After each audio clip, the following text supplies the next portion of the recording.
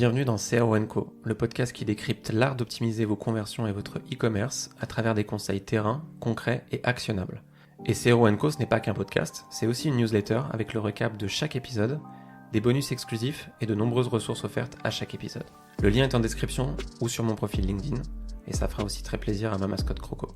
Aujourd'hui, on va parler d'IA côté produit. En e-commerce, la performance repose beaucoup sur la qualité du delivery produit, moins de bugs, plus de vitesse, plus de fiabilité et de qualité, plus d'analyse et de recherche utilisateur orientée impact. Quand on parle d'IA dans les équipes produits, on parle souvent de productivité, de gain de temps. C'est un fait, c'est une vraie valeur ajoutée. Mais aujourd'hui, dans CRO & Co, on va aussi faire le lien entre IA produit et la performance business, la performance e-commerce et la conversion in fine. On va parler d'une IA au service du CRO qui va améliorer la phase de recherche utilisateur, accélérer l'expérimentation, améliorer la qualité des hypothèses à tester, apprendre plus vite, livrer plus vite, augmenter la couverture du risque. Bref, beaucoup de domaines qu'on va couvrir aujourd'hui. Et justement, pour parler de tous ces sujets, j'ai le plaisir d'accueillir Marion qui est avec nous. Salut Marion. Salut. Avant qu'on attaque tous ces beaux sujets, je te laisse te présenter. Merci. Du coup, Marion Jachimski, je suis Senior Product Manager chez Sekino, qui est une start-up de facturation électronique. Et maintenant, depuis peu, je suis également AI Ops dans la même entreprise, donc à 50% de mon temps, pour automatiser grâce à l'IA l'ensemble des process de l'entreprise, donc pour les différentes équipes et pas uniquement le produit, pour faire en sorte justement de nous aider à nous développer et à scaler et gagner en productivité. Parfait, tu as parlé de AIOps déjà, donc c'est sûr, c'est un thème qu'on va développer aussi dans l'épisode pour que tu nous en dises un peu plus sur la genèse de ce poste, ce que ça embarque. Donc hâte d'en savoir un peu plus. Avec plaisir. Hâte d'en parler également autour de ce micro. Et à côté, en plus de tout ça, je suis également formatrice pour AI Discipline et également pour Noé, donc sur des formations aussi bien IA transverse pour créer un agent, créer son premier agent chez Noé, ou également des formations beaucoup plus centrées sur des use cases pour AI Discipline, sur rédiger ses specs produits, faire de la QA augmentée. Super. Bah écoute, aujourd'hui, ce qu'on va faire, c'est qu'on va se focaliser sur ton retour d'expérience par rapport à ton entreprise actuelle, ce que tu as pu mettre en place, comment tu l'as fait, ce que tu as appris, les bonnes pratiques que tu pourrais nous partager. Pour faire de manière très simple, on va prendre l'approche double diamant et workflow produit, en commençant par la base du CRO, la recherche utilisateur, l'analyse. Donc on va parler de discovery. On sait que la phase de discovery dans beaucoup d'organisations, ça peut prendre beaucoup de temps. On est noyé parfois autour de la donnée et donc ça ralentit aussi le temps de traitement et l'agilité, la réactivité, la vélocité en phase de discovery. L'IA, on voit tout de suite, bien entendu, qu'il y a une valeur ajoutée pour accélérer cette phase-là, que ce soit l'analyse des verbatim clients, des données, des analytics et ainsi de suite. À partir du moment où cette masse d'informations peut ralentir la prise de décision et que l'IA est une opportunité, comment tu as pu le mettre en place, toi, de ton côté, dans ton entreprise actuelle ou même celle d'avant? Il y a eu plusieurs leviers. J'ai démarré en fait déjà à toucher à l'IA générative dans mon entreprise précédente, donc qui s'appelait mec.org, et ça a été pour catégoriser des verbatim. Donc comme tu disais, on avait énormément de données, des centaines, en fait c'était des NPS, des centaines de verbatim et de feedback utilisateurs à traiter par semaine, par mois, toute seule. Et donc, la première opportunité, c'est ça qui m'a aussi convertie sur l'usage de l'IA, ça a été de se dire comment je peux accélérer sur cette partie et en fait avoir des synthèses ou des analyses ou des catégorisations de mes feedbacks utilisateurs directement via l'IA tous les matins, en prenant 1 heure, 2 heures le lundi matin plutôt qu'en prenant en fait 2 jours d'analyse ligne par ligne. Ouais, j'allais te demander le gain de temps effectif qu'il y a eu à la clé.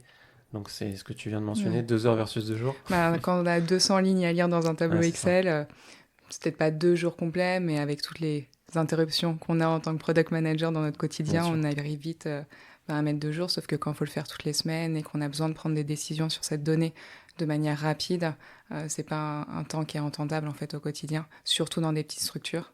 Donc très vite, ça a été mon premier pied dans l'IA générative. Et je me suis, quand j'ai rejoint mon entreprise actuelle, donc Sekino, j'ai continué à tirer le fil de la discovery. Et tu parlais justement de la partie recherche utilisateur. Donc comme je disais en introduction, nous on est une start-up de facturation électronique. Donc on a un SaaS B2B qui va avoir ses complexités pour arriver à interviewer nos utilisateurs, donc qui peuvent être des chefs d'entreprise, des experts comptables, qui n'ont pas forcément de temps à nous accorder, à nous, PM, qui souhaitons comprendre leurs besoins. Et donc, on passe aussi en interne par la génération d'IA persona.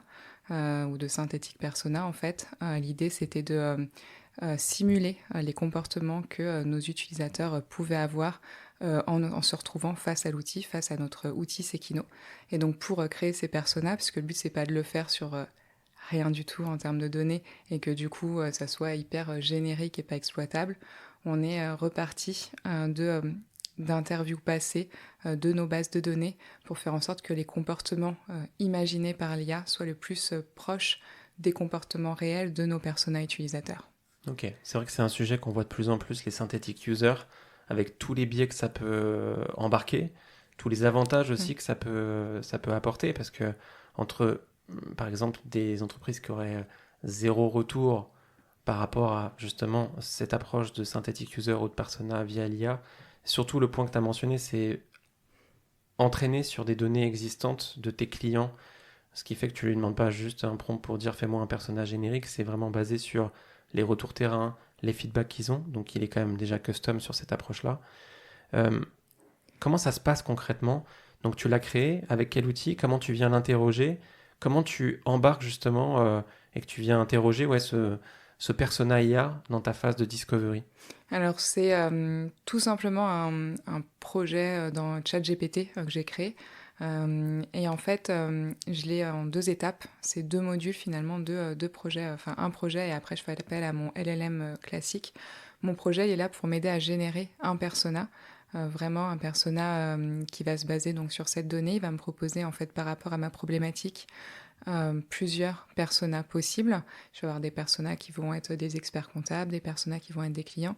Et le but vraiment, ça a été de demander à l'IA de là jouer ce rôle de générateur de personas et de me générer un prompt du coup qui me permettra après d'utiliser mon LLM pour converser avec lui. Et donc en fait en découpant justement en deux volets, je ne sais pas trop comment les appeler, mais en 2 volets, ça me permet aussi de limiter les biais qu'on va avoir si je fais tout dans la même IA en enchaînant. Donc là, du coup, après, une fois que j'ai mon persona qui est généré, que j'ai les bonnes instructions, je vais aller l'appeler dans une conversation et puis après, je peux dérouler mon guide d'entretien. Et je rebondis aussi sur ce que tu as dit sur les limites de l'exercice. Je suis tout à fait alignée avec ce que tu dis, hein. Ça ne doit pas remplacer de la recherche utilisateur classique. Ça peut nous aider à peut-être confirmer des intuitions, des hypothèses qu'on a, mais c'est hyper important d'avoir de la vraie donnée. Le but, c'est vraiment d'essayer de, des fois, se débloquer et éviter des temps de latence qu'on peut avoir côté équipe produit quand on a du mal à avoir accès ou qu'il y a des points sur lesquels on aimerait se baquer un peu. Mais vraiment, l'idée, c'est derrière de coupler ça avec de la vraie recherche utilisateur, avec des vrais humains. Ça vient compléter, Oui. en aucun cas ça vient remplacer, ça c'est évident. Et d'ailleurs, ça sera peut-être un des sujets, c'est qu'avec toutes les automatisations de l'IA, on redonne du temps disponible aussi au PO, au PM d'aller sur le terrain, de rencontrer les clients, parce que des fois, c'est soit une difficulté d'accès à ton audience d'utilisateurs, de clients, parfois c'est une problématique de temps. Tu es dans le rush, t'enchaînes le delivery, bien entendu, tu fais de la discovery, mais pas au niveau où tu aimerais aller et aussi pousser en fait. Et peut-être qu'un des gains de temps aussi, ça va être justement de renforcer ce contact avec l'utilisateur et donc une meilleure connaissance et compréhension de tes clients et utilisateurs derrière de meilleurs produits et bien entendu derrière une meilleure expérience utilisateur, une meilleure conversion. Et donc là, on fait le lien avec le CRO. Et donc en gros, globalement, tu commences à discuter avec. C'est quoi? Tu lui montres par exemple une maquette d'une feature que tu as en tête et là, du coup, tu lui demandes son avis. Est-ce que tu utilises le vocal pour faire une sorte d'entretien quali que tu aurais fait avec quelqu'un? Comment ça se passe en fait? J'ai envie de dire, ça a mon choix. D'accord. C'est un peu comme je préfère. Je peux effectivement lui montrer une maquette d'une nouvelle feature et lui demander du feedback. Euh, je peux, d'ailleurs, ce qui est intéressant sur la définition, je peux lui demander d'avoir un ton particulier. Donc d'être très verbeux, moins verbeux, un peu énervé s'il y a besoin. Mais du coup, comme ça, après, par rapport au type de feedback que je vais demander, si c'est un entretien un peu type comme si c'était un échange vocal, dans ces cas-là, je sais pas forcément. Enfin, si je peux demander d'avoir quelqu'un qui est très dans la discussion. Si c'est des maquettes, peut-être que ça peut être intéressant d'avoir du feedback très détaillé pour comprendre le pourquoi ce type de feedback. Et après, voilà, je vais poser mes questions soit en vocal, soit à l'écrit. D'accord. Le vocal, c'est l'option pour appeler l'IA quand j'ai la flemme. Très utile en vrai. Enfin, Très, très, très utile. Et est-ce que tu as déjà fait le test de se dire, pour confirmer que la qualité, on va dire, des outputs de ce persona IA, de se dire, en fait, j'ai déjà une phase de discovery avec des vrais clients que je vais rencontrer, je teste en amont ce persona IA, je vois ce qu'il me dit, et ensuite je vais sur le terrain, je vois ce qu'ils me disent, et est-ce que j'ai un taux de match du coup qui a permis vraiment de spotter des choses que déjà ton persona en amont avait déjà relevé que vous n'avez pas vu par exemple? Est-ce que c'est quelque chose que tu as pu déjà tester? Pas encore, mais je pense que c'est vraiment une expérimentation hyper intéressante. Hmm. Et donc, non, dans le quotidien, là, j'ai pas pu le faire à ce niveau-là. Mais avec plaisir pour le Ça faire dès serait que j'en ai intéressant. l'opportunité et donner des nouvelles par rapport à ça. Toujours, tu vois, encore l'histoire du temps. Mais Oui, plus on va en gagner, plus on aura aussi du c'est temps ça. pour faire ce genre de mécaniques, tu vois, qui sont intéressantes. Et tout ça, au final, on parle aussi d'un sujet de biais. Tu l'as évoqué tout à l'heure, d'hallucinations possibles à partir du moment où tu passes par l'IA. Déjà, tu disais tout à l'heure, la séquence de l'avoir fait en 2 étapes, ça permettait de réduire. Est-ce qu'on entend aussi à côté des judge LLM, tu vois, qui Mm. viennent aussi, on va dire, rechallenger la qualité des outputs. Est-ce que c'est quelque chose que du coup tu as mis en place aussi dans ton écosystème, on va dire, d'automatisation IA? Oui, totalement. Je suis à 2000% pour le LLM as a judge.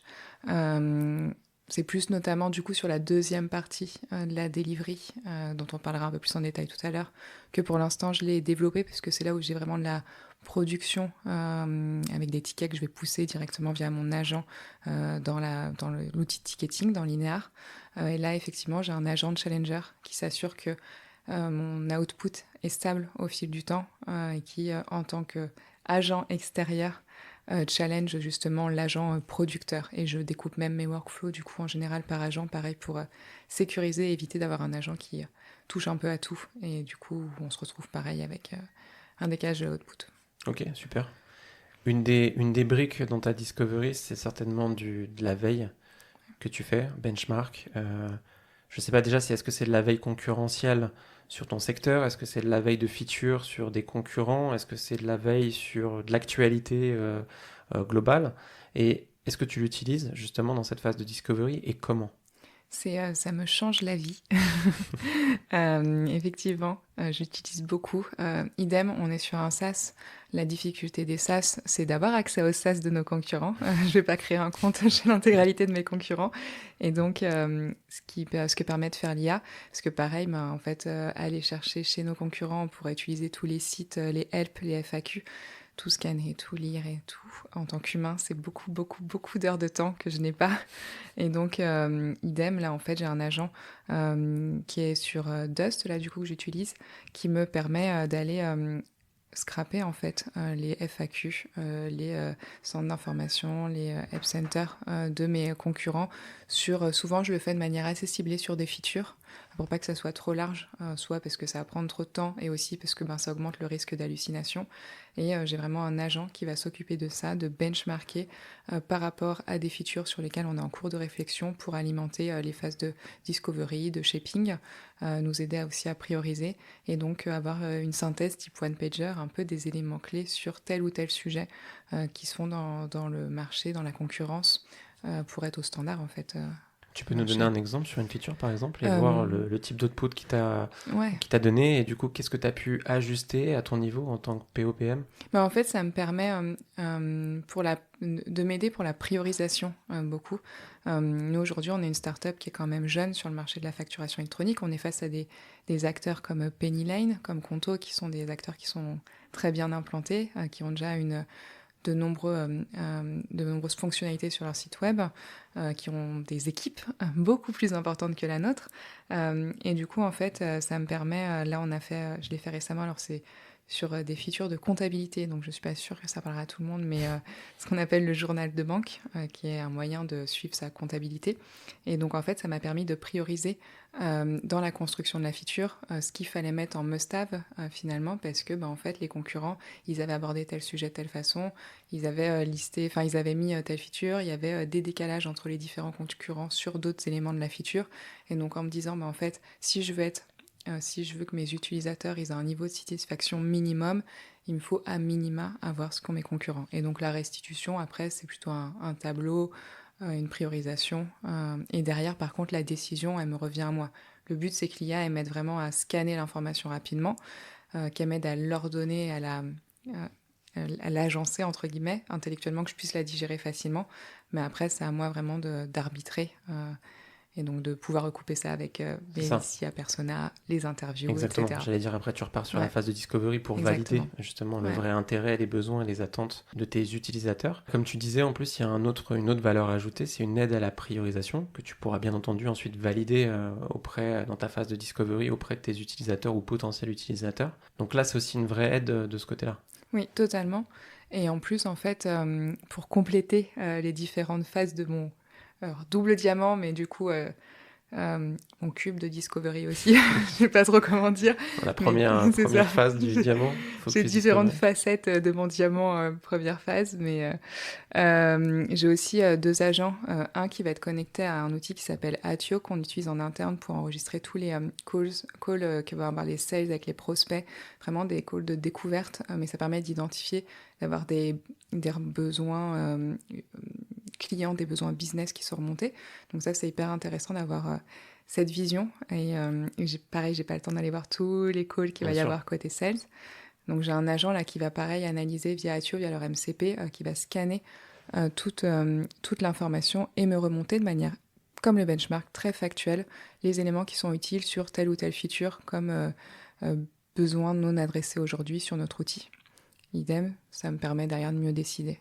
Et ça, tu le reçois à quelle fréquence ? Ça, je le fais tourner quand moi j'ai besoin. Et je pourrais l'automatiser totalement. Je ne l'ai pas fait pour l'instant, parce que je le cible sur les features selon mes discovery. Mais ça pourrait être automatisé aussi. Parce qu'en fait, dans les différents cas que tu as montrés, il y a soit du one-shot où tu vas venir requêter, on va dire, mais il y a aussi des agents qui tournent en toute autonomie pour accomplir des tâches avec une fréquence ou... C'est ça ?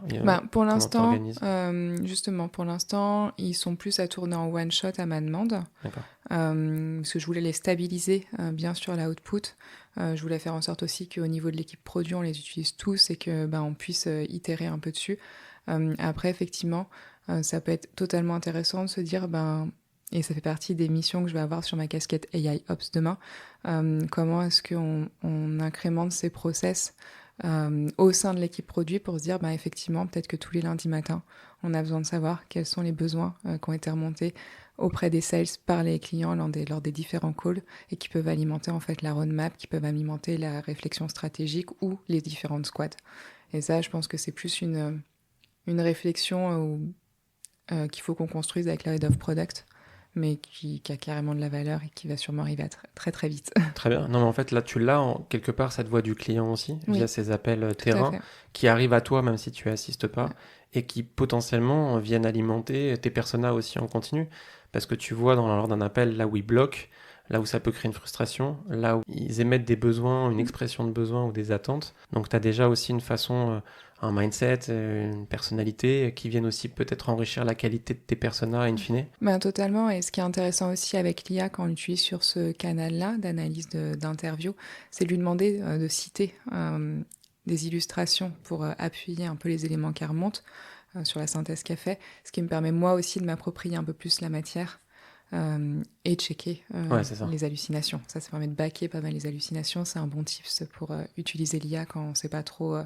si on veut être ceinture et bretelles. Même pour le benchmark, j'imagine les sources sont hyper importantes aussi systématiquement, plutôt que de faire une synthèse, toujours à lui demander d'ajouter la source à côté. Tout à fait, j'ai tendance à aller en vérifier plusieurs à chaque fois pour m'assurer que c'est bon. Et dans les faits, c'est bon. Et dans les faits, c'est bon.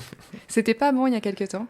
Si on en reparle, ça dépend de l'outil. Là, je passe par Dust, c'est plutôt pas mal. Et je suis reliée à Claude, je crois, derrière. D'accord. Mais des fois, il faut vérifier parce qu'il peut y avoir des erreurs 500, des pages qui sont plus disponibles. Ok, et du coup, il te raconte quand même quelque chose alors qu'il n'y a pas accès. Il raconte quand même quelque chose. Donc, c'est bien de toujours checker. Ou même lui demander, peut-être en disant, si tu vois une page 500 ou autre, peut-être précise-moi que tu as voulu faire l'exercice sur cette page, mais il est indisponible. Comme ça, au moins, tu as l'info aussi qu'il a fait son taf, mais par contre, il a été bloqué pour une raison qui n'est pas de son fait, quoi. Ouais, tout à fait. C'est bien quand on parle à l'IA et quand on prompte l'IA, de toujours préciser un peu un comportement de si t'as pas réussi, fais ci ou fais ça. C'est pareil, ça cadre, limite le risque d'hallucination.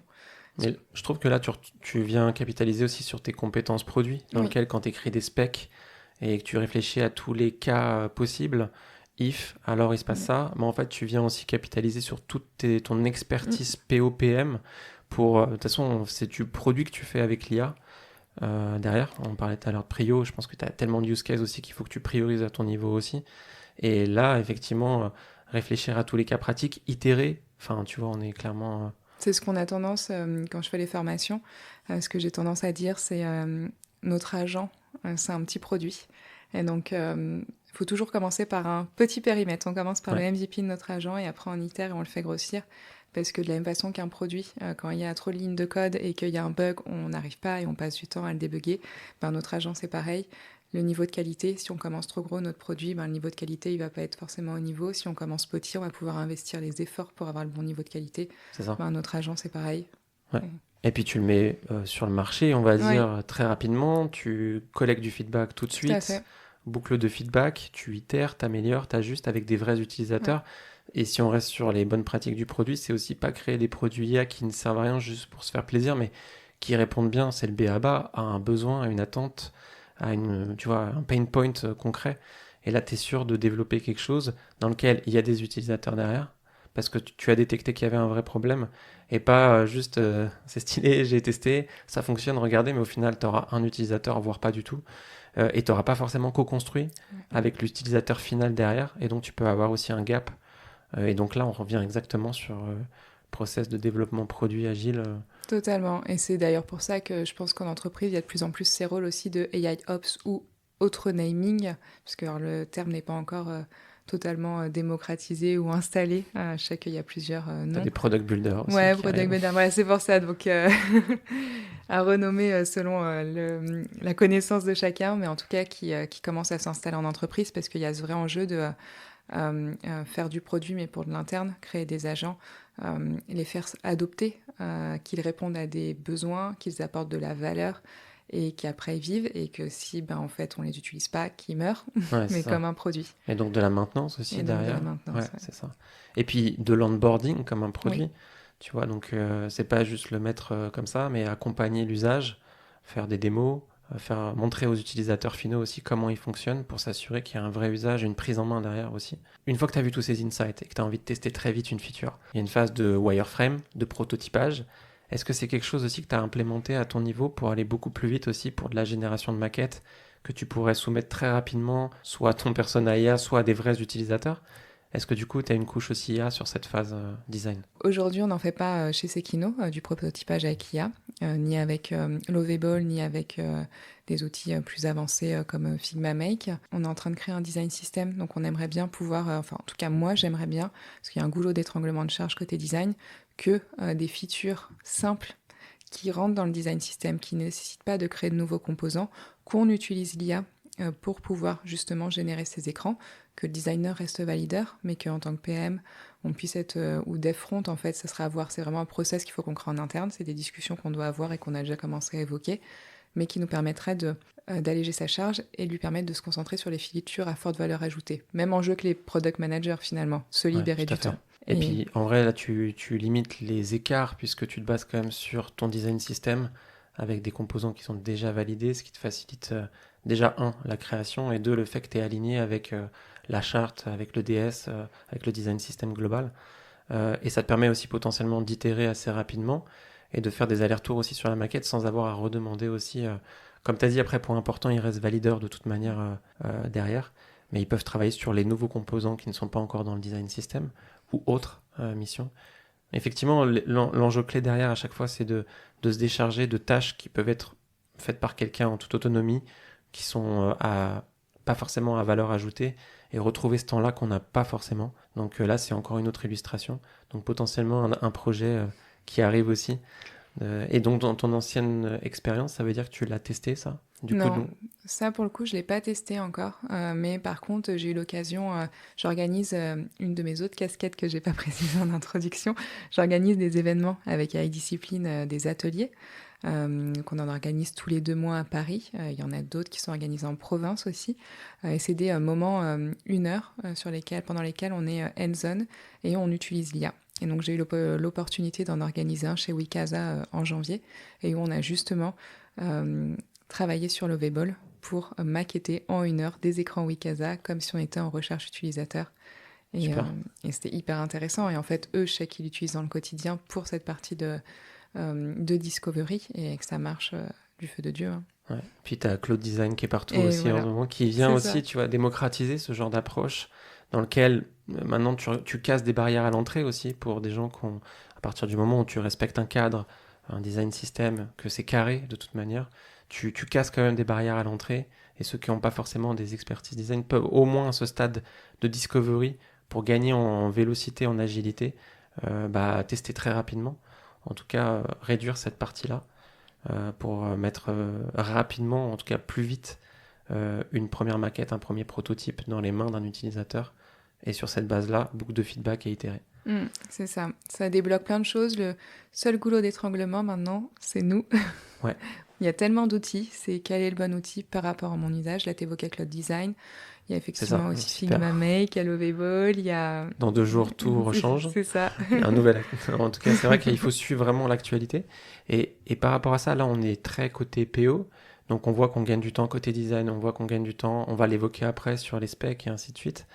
Mais il faut que ça suive aussi en face. Donc, est-ce que l'IT, par exemple, de ton côté, parce que tu peux accélérer tes phases de discovery, trouver beaucoup d'insights que tu veux prioriser, il faut quand même les devs derrière. Donc, à équipe constante, est-ce que du coup, ils travaillent en parallèle sur ces mêmes approches en fait d'intégration de l'IA pour gagner en vélocité et donc livrer plus? Comment ça se passe justement Oui, totalement. Le CTO chez Sekino, Maxence, pousse beaucoup les équipes à intégrer l'IA. Je sais qu'ils ont Cursor, ils ont Claude Code, et donc l'idée c'est vraiment qu'ils arrivent à gagner du temps. Nous, chez Sekino, je sais que par exemple, aujourd'hui, les développeurs front ont la possibilité sur des développements back très très simples, donc très cadrés, de pouvoir les réaliser avec Claude Code et de les faire valider par nos développeurs back. Parce que bien évidemment, il y a toujours cette notion de validation, mais ce qui permet en fait de désengorger. Nous, on a un goulot d'étranglement en termes de charge plutôt sur la partie back, ce qui est souvent le cas d'ailleurs en entreprise. Et du coup, pour les petites tâches, on a cette organisation qui se met en place progressivement et qui n'aurait pas été possible sans IA. Et donc, on voit encore une fois les bienfaits. Et donc, je sais qu'ils itèrent en permanence sur leur pratique pour justement gagner du temps et améliorer notre vélocité. C'est ça, c'est important que ça soit travaillé en synchronisation, puisque gagner d'une vélocité d'un côté, et être prêt à livrer beaucoup, mais si on n'est pas en capacité de dev justement. Donc même approche du coup côté dev, et ça fait une bonne transition justement avec la deuxième phase du double diamant, qui est du coup après la discovery, la delivery. Donc cette fois-ci côté produit, qu'est-ce que tu as pu mettre en place justement pour accélérer cette phase de delivery? Sur la delivery, ça a été un gros cas d'usage que j'ai rapidement mis en place quand je suis arrivée chez Sekino. Je crois que c'était mon premier assistant qui a aujourd'hui un agent tout automatisé. C'était pour rédiger mes specs produits du coup avec l'IA. Donc en partant soit de quelque chose de très vague, soit d'un shaping ou d'un PRD, selon l'organisation qu'on a. Aujourd'hui, en fait, j'ai un agent qui va me découper cette documentation produit initiale, donc qui va me permettre d'identifier le problème, les objectifs, les KPI que je vais adresser, mais aussi comment la feature elle doit s'intégrer, qui a vraiment expliqué le fonctionnel de la feature dans le détail. Elle va me le retravailler. J'ai une première passe d'agent qui va permettre de retravailler dans un format un peu plus digeste à l'IA, parce que comme on est plusieurs PM, l'enjeu c'est qu'on peut rédiger nos shapings de manière différente, qu'il va y avoir aussi du bruit, il peut y avoir du bruit dans notre shaping, et donc c'est en fait faire en sorte de le restructurer de manière la plus digeste derrière par l'IA, pour faire en sorte que quand elle passe ensuite en format spec et en format ticket, il y a le moins de perdition d'informations, et aussi pour me permettre très vite d'avoir l'IA qui me dise attention, il y a des ambiguïtés sur ton PRD, il y a des ambiguïtés sur ton shaping, il y a des points à éclaircir. Je ne peux pas passer à l'étape suivante parce que du coup, il faut répondre à cette question, répondre à cette question, répondre à cette question. Et ça, je trouve que c'est pareil, ça change un peu le job de PM, mais ça nous aide beaucoup parce qu'on va investir notre temps à clarifier les points sur lesquels il y a des ambiguïtés qu'on n'aurait jamais vues auparavant. C'est ça. Et dont on serait rendu compte en cours de dev. Ouais, c'est ça. Et donc là, on les a plus tôt, et ça peut nous aider aussi pour les rituels avec les développeurs, à lister les questions qu'on doit leur poser. Pareil, pour pouvoir pas les avoir en cours de développement, mais le plus en amont possible, et sécuriser la phase de dev. Ok, donc en fait, tu gardes ce human in the loop, on va dire, qui vient t'interroger sur les zones un peu plus obscures, qui nécessitent des informations complémentaires. Donc tu viens améliorer la qualité de tes tickets aussi derrière. Il est connecté avec ta base de documentation et tous tes éléments en interne pour justement dire attention, tu as une règle aussi qui est en place, attention, dépendance par exemple. Yes, il est connecté avec Notion où j'ai ma base documentaire, mais il n'est pas encore connecté. Il faut que je le fasse à la Codebase. Parce que du coup, en fait, avec Claude, j'ai pu me connecter du coup à la Codebase de Sekino. Aujourd'hui, je suis en mesure d'interroger ma Codebase comme si je parlais avec un humain. C'est génial, exceptionnel. Chaque fois que je pose une question, c'est assez magique comme moment parce que la réponse est très structurée. En fait, ça simplifie et puis ça m'évite de défocus mes devs en permanence. Et donc cette connexion, je ne l'ai pas encore automatisée entre mon agent et ma Codebase. Mais il faut que je le fasse. Et par contre, j'ai quand même ma base documentaire dans Notion qui est à jour et qui est connectée avec cet agent, qui me permet de préciser aussi les contenus. Et ta base documentaire sur Notion qui est à jour, est-ce qu'elle est à jour grâce à l'IA ou c'est encore en manuel? Elle est à jour grâce à l'IA, mais Ok. c'était pas du temps de la Codebase. Ok. En fait, c'était avant que Claude arrive sur le marché. Donc notre base documentaire, comment je l'ai créée? J'étais partie de notre outil ticketing de l'époque, GitLab, qui avait les user stories qui étaient renseignés à peu près depuis 2 ou 3 ans, je pense, enfin vraiment depuis presque les débuts de Sekino. Et donc en fait, j'avais utilisé un agent pour rapatrier cette information, la faire se structurer pour la rendre digeste dans Notion, dans une base documentaire qui va être classée fonctionnellement par feature, par besoin, par métier et tout. Et comment ça se passe du coup dès que tu as une mise en production, elle se met à jour automatiquement? C'est au moment de la MEP ou tu as une mise à jour de la base documentaire? Alors du coup, comme on a changé d'outil de ticketing entre-temps, on est passé sur Linear. C'est pas une automatisation que j'avais encore fait, pareil, il faut que je m'en occupe. D'accord. J'ai pas mal de... en fait, c'est un peu la difficulté quand on a des agents et qu'on automatise. C'est ce qu'on disait tout à l'heure, c'est un produit, il faut pas l'oublier, il faut le faire vivre. Ouais. Et donc, les outils ont évolué depuis. Donc, nos outils en interne ont bougé. Les outils en externe, il y a des nouveaux concurrents qui sont plus si nouveaux maintenant. Claude Code, on dirait qu'il est avec nous depuis des années, mais qui font qu'il y a des ajustements à faire sur les agents pour automatiser, pour recréer des liens. Donc voilà, pareil, je dois l'automatiser pour faire en sorte que après chaque release, effectivement, la bonne donnée soit mise à jour. Et sinon, c'est fait manuellement, il faut le lancer. Et il rédige, et après juste une petite relecture en diagonale du PM et on s'assure que les métiers ont la bonne information pour lancer une nouvelle feature. Très bien, ouais, donc il ne travaille pas en full autonomie, il y a toujours un check quand même à la fin pour s'assurer que ce qu'il a rempli ou mis à jour est correct. Oui. Mais bon, ce check, quelques minutes versus, justement, si on parle de ça, combien de temps entre l'agent orchestrateur de delivery et la mise à jour documentaire, t'estimes à combien de temps de gagner par semaine, en heures ou en pourcentage récupéré, on va dire, de temps disponible? Oui, je pense que je dirais ça, je sais pas un nombre d'heures, mais je dirais que ça a divisé la charge peut-être par 4 ou 5 en fait sur ces sujets-là. C'est énorme parce qu'en fait, comme il me pose les bonnes questions, je vais lui envoyer ma documentation, mes éléments en amont. Il me questionne sur les bons sujets, ce qu'il faut. À la fin, je relis, j'ai quasiment plus rien à bouger. Et en plus, derrière, j'arrive dans mes rituels. Là, ce matin, j'en avais un de review de tickets avec mes devs. En fait, c'est 10 fois plus clair pour moi parce qu'en plus, c'est toujours structuré pareil. C'est beaucoup plus clair pour les devs aussi parce que c'est toujours au même niveau. Et je trouve que l'IA, elle est très forte quand on lui a dit de bien faire, pour pas que ce soit trop verbeux, pour que ça soit synthétique. Et donc pareil, en fait, en relecture, je gagne du temps. En animation de rituel, je gagne du temps. En fait, j'en gagne à plein d'autres endroits et même pas que sur la rédaction. Et du coup, j'ai 2 questions qui me viennent quand tu dis ça. Animation de rituel, est-ce que tu l'utilises aussi pour les rétrospectives, l'IA? Est-ce que justement, il vient te donner, parce qu'il a analysé en fait tout le cycle de la MEP, là où ça a pu bloquer, les allers-retours, est-ce que de lui-même, il t'envoie déjà, on va dire, un bilan des points positifs, négatifs, axes d'amélioration à travailler pour la prochaine... Non, mais ça serait intéressant à tester. Ajouter au backlog. Ajouter au backlog, merci. Je vais repartir avec plus de sujets que je suis venue. Et tant que ça fait gagner du temps, après c'est toujours l'approche héroïste, mais qu'il faut aussi prioriser parce que du gain de temps, il y en a partout. Donc quel est celui qui aura le plus d'impact à traiter en priorité? Et d'ailleurs, on dit qu'on récupère du temps. Aujourd'hui, les PO, PM qui ont récupéré ce temps-là, ils le réinvestissent en priorité où?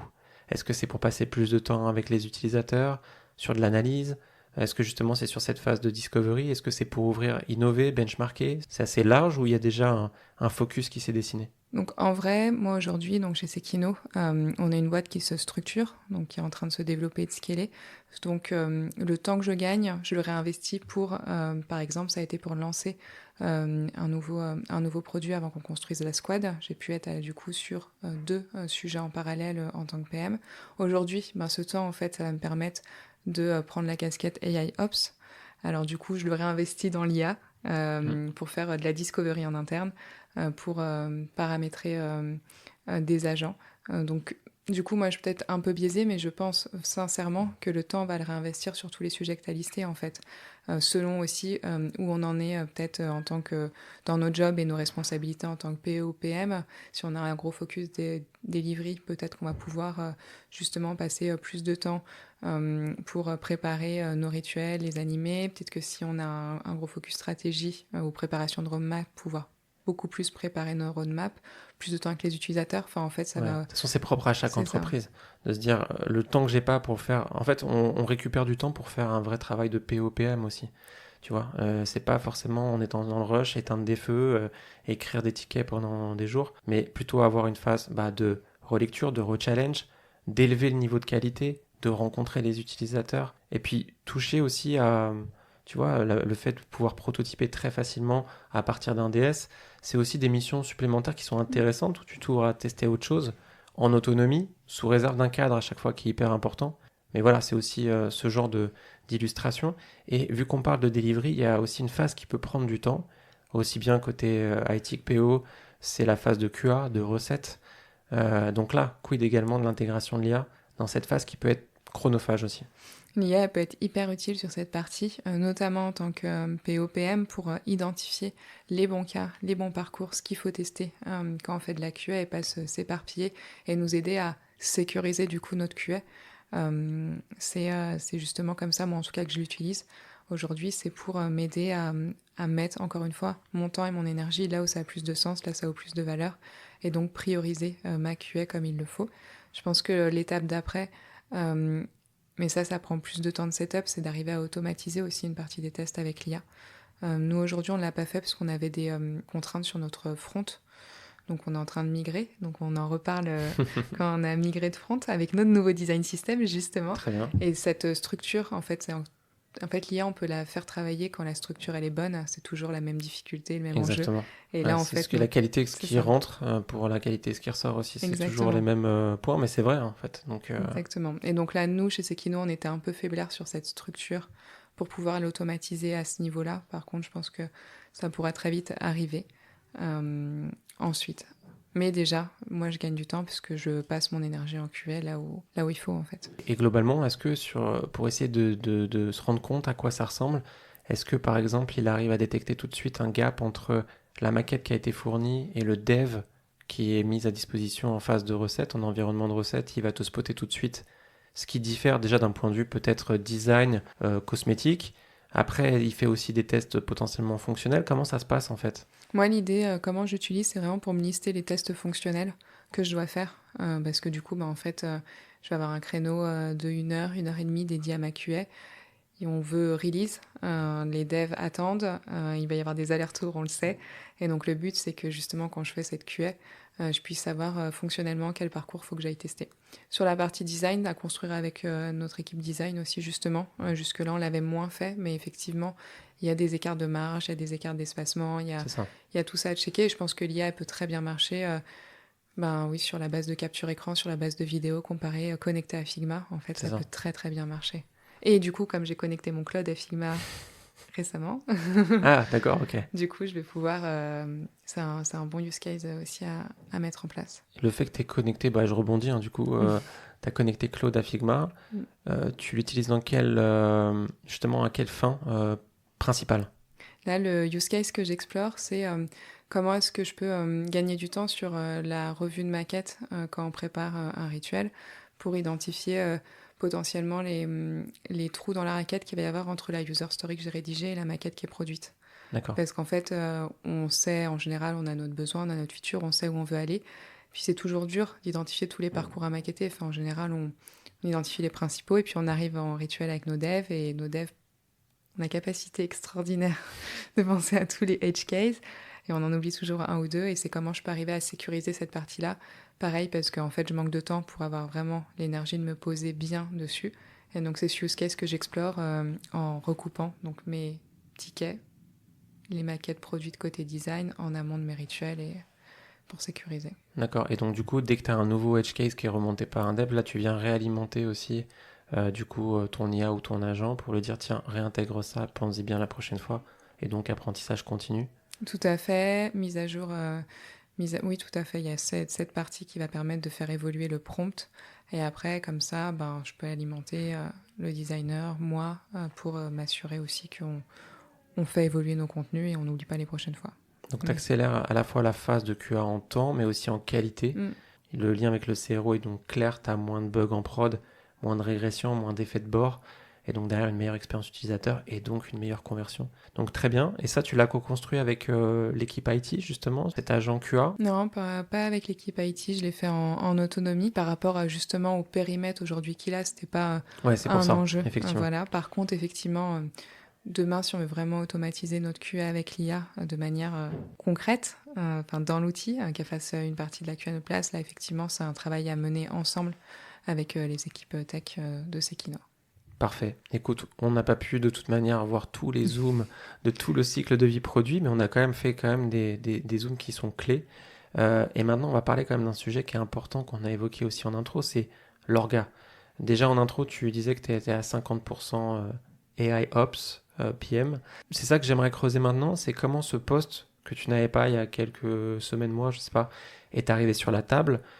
Comment il a été défendu en interne, quelle est la genèse en fait de cette création, de cette évolution, on va dire, de poste, et enfin, de manière plus globale, comment l'intégration de l'IA se fait en interne, comment t'embarques justement les équipes et des bonnes pratiques que tu pourrais nous partager. Donc je vais repartir peut-être un peu de pourquoi aussi moi au début j'ai rejoint Sekino. Dès le début j'avais un peu ce côté IA dans mon CV de par ma contribution active côté AI discipline. Et donc du coup ça a été un sujet que j'ai mis en place très, très rapidement, l'IA chez Sekino. Donc j'ai commencé à automatiser au sein de l'équipe produit uniquement des process avec mes projets ChatGPT dont je parlais au début. J'ai amené Dust pour commencer à créer des agents. Et en fait, cette évolution vers le poste d'AI Ops, il s'est fait assez naturellement en discutant avec le CEO. C'est lui, en fait, qui m'a amené le sujet, puisqu'on parlait, en fait, de tout ce que j'avais mis en place côté équipe produit. Il m'a demandé de faire une présentation aussi à l'ensemble de l'entreprise pour montrer et visibiliser les innovations qu'on fait côté équipe produit pour arriver à accélérer et être le plus efficace possible dans une logique de scale de l'entreprise qu'on a cette année. Et du coup, on débriefait en fait de l'AI Product Day, où je lui disais que c'était un enjeu pour toutes les entreprises de passer de l'usage individuel à un usage collectif à l'échelle de l'entreprise. Et de fil en aiguille, cette notion d'AI Ops a émergé. Et là, il m'a dit qu'il aimerait bien qu'on amène ce rôle au sein de Sekino pour vraiment porter l'IA pas que dans le produit mais en transverse. J'ai dit que ça m'intéressait, et puis voilà, 24 heures après, c'était acté d'aller là-dessus. Très rapide. Et en fait, voilà, j'avais cette casquette IA depuis le début, cette appétence en interne. Mais en fait, j'essayais d'embarquer un peu les équipes sur Dust, mais je manquais de temps. Le problème, c'était qu'il fallait vraiment que j'arrive à me dégager du temps sur ces missions. Et donc là, je suis en train de lancer ce rôle. Il faut que j'arrive vraiment à trouver l'organisation, mais mon but, c'est vraiment de commencer par faire une discovery. En fait, je vais faire du produit, c'est une démarche produit en interne. Et c'est pour ça que je pense que les PM sont bons aussi pour ce rôle-là, parce que là, je vais faire le tour des équipes, des entretiens utilisateurs, quel process prend du temps, qu'est-ce qui est chronophage, pour prioriser, créer de la valeur. Très bien. Et là, effectivement, on a parlé de tout ce qui est adoption, embarquer les équipes, acculturer en interne, faire cette phase de discovery pour comprendre les besoins, les attentes, les blocages, quelles sont les tâches qui sont à faible valeur ajoutée chronophage. Mais il y a aussi après, et qui le lead, toute la partie architecture, infra. Tu parlais déjà de Cloud, de Dust, de Lovable. Donc il y a une multiplicité aussi des outils. Comment on vient travailler aussi sur uniformiser cette approche-là aussi en interne. Il y a des enjeux de sécurité, bien entendu. Qui gère cette partie-là? Ça, je pense que ça va être un vrai travail à faire main dans la main avec le CTO, concrètement. Encore une fois, je lance le rôle, donc c'est pas encore on n'est pas structuré. Test and learn. C'est voilà, test and learn, mais je pense totalement que c'est un travail à faire main dans la main avec le CTO, de la même façon que je reste dans l'équipe produit avec cette casquette. Donc en fait, le but, c'est justement trouver la bonne orga, avoir les bonnes personnes autour de la table au bon moment aussi, parce qu'en fait, optimiser les process de l'entreprise avec l'IA, ça joue directement finalement sur l'efficacité d'une entreprise. Donc dans quelle mesure mon CEO il va avoir besoin d'avoir de la visibilité là-dessus. On reste une petite équipe, donc c'est des sujets qu'il a besoin d'avoir dans le viseur. Donc il faut qu'on trouve l'organisation pour effectivement faire en sorte que au niveau archi il y ait du sens, avec les équipes techniques. Au niveau sécurité, en plus on est dans de la fintech, donc il y a beaucoup de normes ISO, de normes NF, etc. Donc à respecter. Il y a aussi les coûts engendrés par tous ces outils. Ouais, ce que j'évoquais, parce qu'effectivement, requêter, faire des appels, et en fonction des outils, ça peut différer. Exactement. Et est-ce que chacun peut tester de son côté aussi les outils? C'est un peu le risque aussi parfois. Donc dans quelle mesure tu donnes une guideline en disant ça sera l'outil master? Après, comment on fait dans un marché aussi qui évolue avec j'ai la nouvelle fonctionnalité qui arrive sur un autre outil alors que j'étais sur celui-ci? Il faut aussi se dire que globalement, tu perds peut-être plus de temps à faire du ping-pong d'un outil à l'autre et à changer tout à chaque fois et faire un choix en fait derrière. Je pense qu'effectivement, il faut arriver à avoir une certaine ligne de conduite sur les outils qu'on met entre les mains des personnes de l'entreprise, parce que en plus, le fait de changer d'outil tout le temps, ça crée des problématiques d'adoption, ça peut user les personnes. Donc moi aujourd'hui, j'avais mis Dust comme premier outil, encore une fois avant Claude. Pour l'instant, il répond très bien, et en fait, il y a eu des difficultés d'adoption puisque je suis partie en congé, j'ai lancé tous mes agents et on a eu plein de recrutements côté PM à ce moment-là. Je suis revenue, il y a certains agents qui n'ont pas trop tourné. J'ai fait une démo 5 minutes, en fait les personnes se sont pris en main le lendemain. C'est ça. Donc c'est un outil qui est facile à prendre en main. C'est le point qu'on évoquait tout à l'heure, l'onboarding aussi est clé pour que pas juste lister un outil qui est disponible, c'est effectivement le montrer, collecter peut-être du feedback en live et c'est déjà une opportunité de pouvoir itérer en disant très bon retour, j'y avais pas pensé, donc je vais pouvoir faire déjà évoluer les instructions pour qu'ils répondent davantage à tes besoins. Donc à nouveau, c'est du produit. Oui. Totalement, c'est que du produit, et c'est aussi pour ça que ça a un intérêt d'avoir des outils qui sont assez flexibles. L'avantage d'un Dust vis-à-vis d'un Claude, c'est si Claude est indisponible, je change de LLM. Ouais. ChatGPT a sorti des agents aussi, ils sont très bien, mais je les trouve moins bons que Claude. Ça demande aussi de tester. C'est testé. Voilà. Et ça, je pense que c'est un peu la cellule Ops qui va tester tout ça pour après mettre en place. Et après, il y a des besoins qui peuvent être spécifiques. Côté dev, on l'a vu tout à l'heure. Il y a des outils comme Cursor ou Claude Code qui sont vraiment spécifiques. Il va y avoir d'autres besoins spécifiques dans d'autres métiers. Mais l'idée, c'est quand même d'avoir des grandes pratiques claires. Et puis on a la difficulté en entreprise, c'est les niveaux. On a parlé beaucoup des équipes produits et tech qui sont assez digital friendly, mais on va se retrouver aussi avec d'autres équipes qui sont moins à l'aise. Ouais, bien sûr. Et comment est-ce qu'on leur explique que parler à une IA, c'est parler à un être humain finalement, mais qu'il faut quand même respecter une certaine structure, qu'il y a des risques de sécurité et de confidentialité aussi, et que du coup il faut utiliser tel outil. Pour accompagner le changement, pareil aussi. C'est ça. On va arriver du coup à la fin de l'épisode, on ne pourra pas tout couvrir, et puis ça évolue tellement vite qu'on aura l'occasion de rediscuter de toute manière sur les prochains chantiers que tu as déjà dans le backlog, qu'on a évoqué lors de cet épisode. Mais ce qu'on a pu voir en tout cas, c'est qu'effectivement toutes les équipes produits augmentées par l'IA vont réduire leur cycle de delivery, prendre de meilleures décisions, récupérer du temps à plus forte valeur, réduire donc le time to market, le time to value. Et in fine, tout ça, ça va permettre d'améliorer l'expérience utilisateur et donc la conversion. Les prochains chantiers, on les a évoqués. Où est-ce qu'on peut te retrouver de ton côté ? LinkedIn traditionnel ? LinkedIn traditionnel, sans grande originalité. Très bien, non mais écoute, c'est parfait. Tu postes, en plus, tu postes régulièrement ? J'essaye de poster effectivement et partager un peu les problématiques que je rencontre. Et puis, ce que j'aime bien, c'est avoir justement aussi du feedback de personnes qui vont rencontrer les mêmes problèmes, puisqu'on en est à un moment où l'IA, on découvre, on apprend tous beaucoup de choses tous les jours. Et je pense qu'on apprend énormément au travers des expériences des autres autour de l'IA. Chez nous, on dit feedback is a gift. On tombe toujours sur ça parce que c'est vrai. Tu peux ouvrir des débats, entrer en relation avec des nouvelles personnes pour échanger, donc c'est top. Très bien, écoute, LinkedIn, et puis les formations que tu évoquais aussi, que tu poursuis. Donc globalement, tu as quelle formation ? Tout à fait. Alors, il y a les formations avec AI Discipline. Je donne 2 formations, rédiger ses specs produits avec l'IA et passer à la QA augmentée. Enfin, je donne une 3e aussi sur les agents delivery sur l'IA. Et je donne également des formations chez Noé autour de l'IA. Et pour AI Discipline, je peux également avoir un code promo pour ceux qui sont intéressés.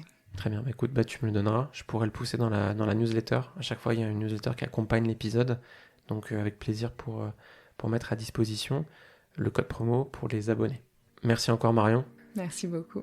Comme je le disais, pour aller plus loin, n'hésitez pas à vous abonner à la newsletter CRO & Co. Vous retrouverez le récap de l'épisode, des ressources et des bonus exclusifs, le code promo dont on a parlé. Le lien est en description ou sur ma page LinkedIn. Si l'épisode vous a plu, abonnez-vous, notez-le, partagez-le. À très vite pour un nouvel épisode de CRO & Co. Et d'ici là, testez, itérez et optimisez. À très vite. À très vite.